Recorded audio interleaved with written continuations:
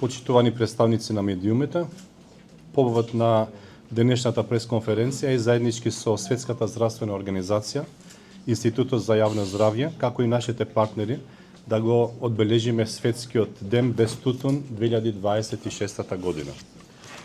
Годишното мото под кое Светската здравствена организација го означува овој ден е разоткривање на привлечноста,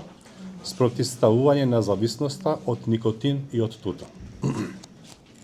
Во оваа прилика сакам да истакнам дека во заедничка соработка со Светската здравствена организација,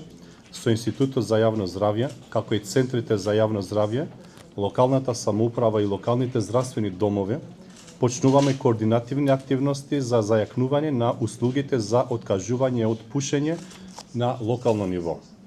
Целта на овие активности е поголема достапност на советувалиштата што ги имаме на локално ниво, се со цел откажување од пушење,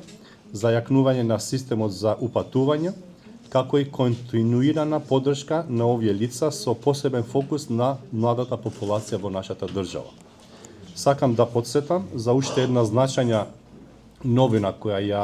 поведуваме, а тоа е дека Министерството за здравство ја ажурираше есенцијалната листа на лекови и во неа првпат се ставени лекови за одвикнување од пушењето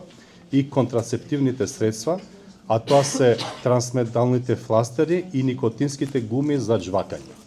Целта е да се зголеми нивната достапност во нашата држава, да бидат препознаени од јавноста, исто така од фармацевските компании за нивната потреба, да се користат и да може од матичните лекари да ги препишуваат истите. Паралелно, како што знаете, работиме на системско зајакнување на овој сегмент преку новиот предлог закон за заштита од употреба на производите од тутун или сродни производи, со законско решение кое е усогласено со европските норми и регулативи, исто така овозможуваме долгорочно унапредување на заштитата на јавното здравје во нашата земја од овој аспект. Исто така продолжуваме со нашите партнери Светската здравствена организација, Институтот за јавно здравје, со заеднички заложби за подигнување на јавната свест